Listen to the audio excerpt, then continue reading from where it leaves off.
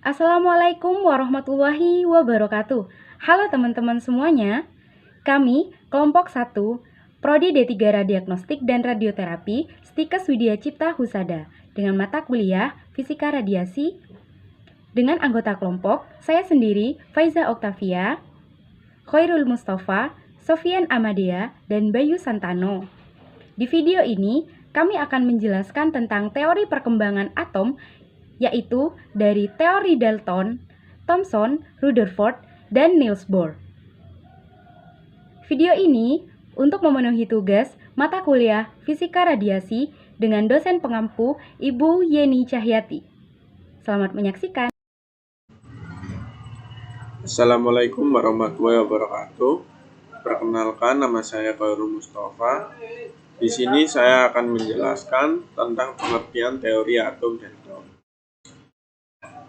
Teori atom Dalton ditemukan oleh Joseph Dalton pada tahun 1083, mengemukakan pendapat yang tentang teori.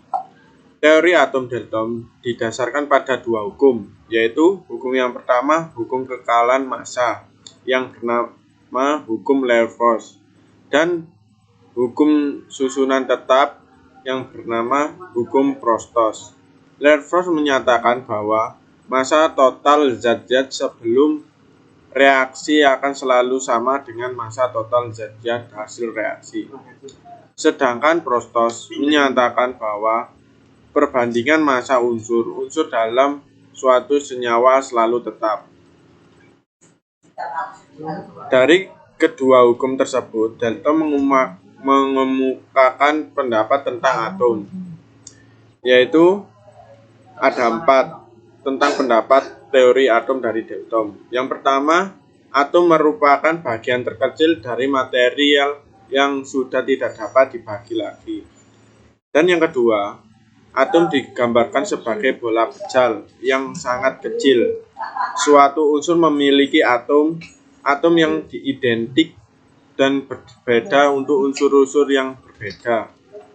Dan yang ketiga, atom-atom bergabung membentuk senyawa dengan perbandingan bilangan bulat dan sederhana. Misalnya air terdiri atom-atom hidrogen dan atom-atom oksigen. Dan yang keempat, reaksi kimia merupakan pemisahan atau pengembangan atau penyusunan kembali dari atom-atom, sehingga atom tidak dapat diciptakan atau dimusnahkan.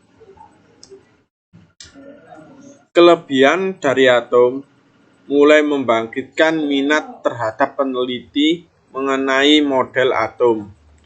Dan kelemahan atom Dalton yaitu teori atom Dalton tidak dapat menerapkan suatu larutan dapat menghantarkan arus listrik.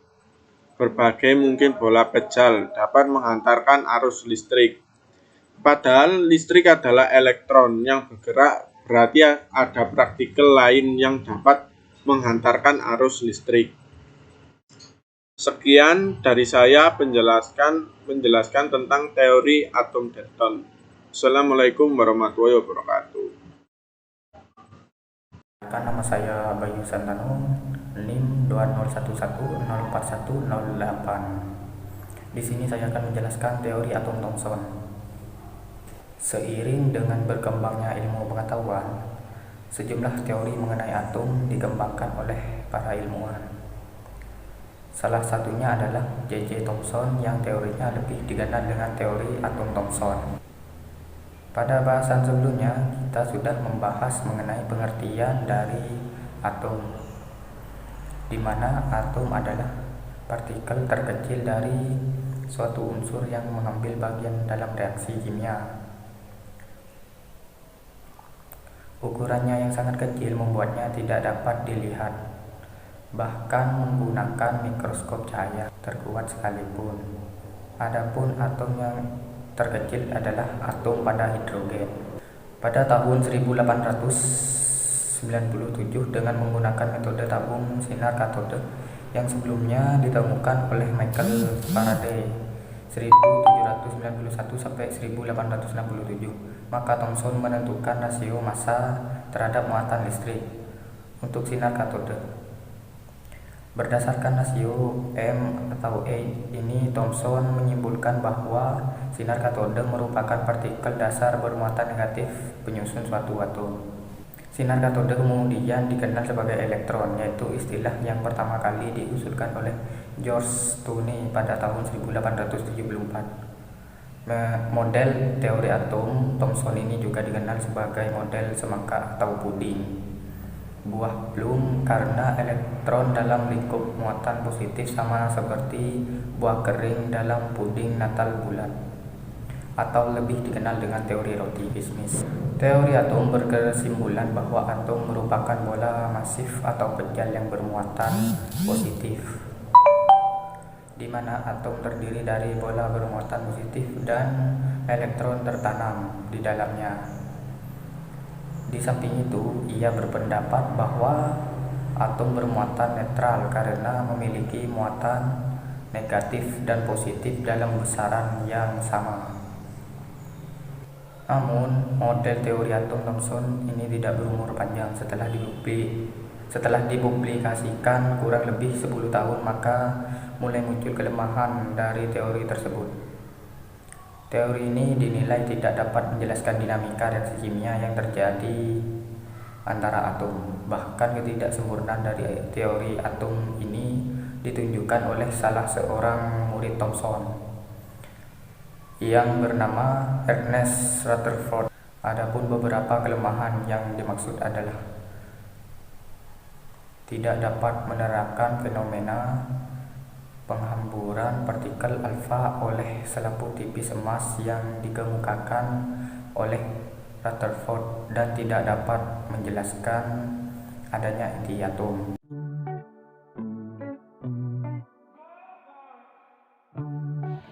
Assalamualaikum warahmatullahi wabarakatuh. Halo teman-teman semuanya, perkenalkan nama saya Faiza Oktavia. Nah, di sini saya akan melanjutkan penjelasan dari teman-teman saya sebelumnya mengenai teori atom. Yuk langsung saja. Seperti yang kita ketahui, atom terdapat 4 teori yang dikemukakan oleh Dalton, Thomson, Rutherford, dan Niels Bohr.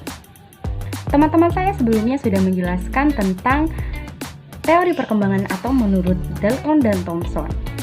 Jadi, setelah teori perkembangan atom yang dikemukakan oleh Dalton dan Thomson, kemudian pada tahun 1911, seorang ahli bernama Ernest Rutherford mengemukakan pendapatnya tentang atom. Pada teori ini, Rutherford mengemukakan bahwa model atom seperti model tata surya. Teori ini sudah lebih berkembang daripada teori-teori sebelumnya, yaitu menurut Dalton dan Thomson. Karena pada teori ini, Rutherford menemukan adanya inti atom yang bermuatan positif dan dikelilingi oleh elektron, serta massa atom berpusat pada inti. Namun, teori Rutherford ini belumlah sempurna. Mengapa demikian? Karena pada teori ini tidak dapat menjelaskan mengapa elektron tidak dapat jatuh ke inti atom. Namun, di balik kekurangan tadi, tentunya ada kelebihannya teman-teman. Seperti yang saya jelaskan tadi, kelebihan yang ada pada teori Rutherford ini yaitu teori ini menerangkan adanya inti atom sebagai pusat dari atom. Selain itu, Rutherford mengenalkan konsep lintasan atau kedudukan elektron yang nantinya dikenal dengan kulit atom. Teori perkembangan atom Niels Bohr. Salah satu ilmuwan yang meneliti tentang atom adalah Niels Bohr yang dikenal dengan teori atom Bohr. Ilmuwan asal Denmark ini memperkenalkan model atom Bohr pada tahun 1913 dengan menggambarkan atom sebagai sebuah inti kecil bermuatan positif dikelilingi elektron yang bergerak dalam orbit sirkuler, di mana orbit sirkuler tersebut juga mengelilingi intinya. Model atom Bohr menyerupai sistem tata surya, tetapi gaya gravitasinya digantikan oleh gaya elektrostatik. Penemuan sifat ganda radiasi elektromagnetik dan eksperimen yang menunjukkan kuantisasi energi membantu Niels Bohr untuk memberikan model atomnya yang mampu mengatasi beberapa kelemahan model Rutherford.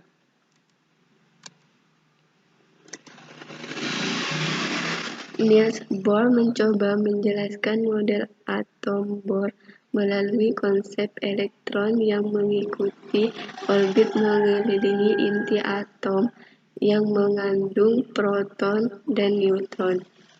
Menurut Bohr, hanya terdapat orbit dalam jumlah tertentu, dan perbedaan antara orbit satu dengan yang lain adalah jarak orbit dari inti atom. Keberadaan elektron baik di orbit yang rendah maupun yang tinggi sepenuhnya tergantung oleh tingkatan energi elektron, sehingga elektron di orbit yang rendah akan memiliki energi yang lebih kecil daripada elektron di orbit yang lebih tinggi. Bohr menghubungkan elektron yang mengorbit dan pengamatan terhadap spektrum gas melalui sebuah pemikiran bahwa sejumlah energi yang dikandung dalam elektron dapat berubah, dan karena itu elektron dapat mengubah orbitnya tergantung dari perubahan energinya.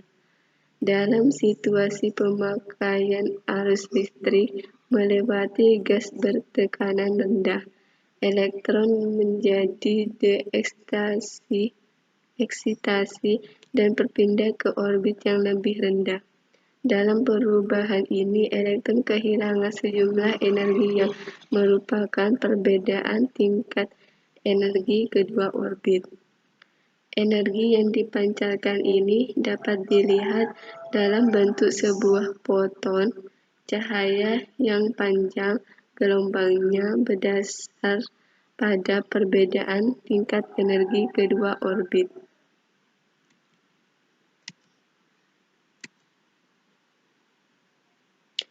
Secara ringkas, Bohr mengemukakan yang pertama, elektron dalam atom bergerak mengelilingi inti pada lintasan-lintasan tertentu tidak memancarkan energi. Lintasan-lintasan elektron itu disebut kulit atau tingkat energi elektron. Elektron dapat berpindah dari satu lintasan ke lintasan yang lain. 3. Perpindahan elektron dari tingkat energi tinggi ke rendah disertai pemancaran energi, sedang perpindahan elektron dari tingkat energi rendah ke tinggi disertai penyerapan energi. 4. Elektron yang bergerak pada lintasan berada pada keadaan stasioner, artinya elektron tidak memancarkan atau menyerap energi. Ada 6 poin utama dari teori atom Bohr ini antara lain. 1. Elektron dapat atom hidrogen berputar di sekitar inti di jalur melingkar tetap memiliki energi yang pasti atau disebut orbit. 2. Energi elektron pada orbit tersebut ditentukan oleh jarak elektron terhadap inti atom. Semakin jauh dari inti atom, energi elektron semakin tinggi. 3. Hanya pada orbit dengan tingkat energi tertentu, itulah elektron dapat mengelilingi inti atau dengan kata lain tingkat energi terkuantisasi. 4. Elektron dapat berpindah dari tingkat energi rendah ke tingkat energi yang lebih tinggi jika menyerap energinya yang cukup. 5. Elektron dapat berpindah ke tingkat energi yang lebih tinggi ke tingkat energi yang lebih rendah dengan melepaskan energi tertentu. 6. Tingkat energi lintasan elektron tersebut merupakan kelipatan dari suatu bilangan bulat dari 1 sampai dengan tak terhingga yang disebut bilangan kuantum. Sekian dari saya. Terima kasih. Assalamualaikum warahmatullahi wabarakatuh.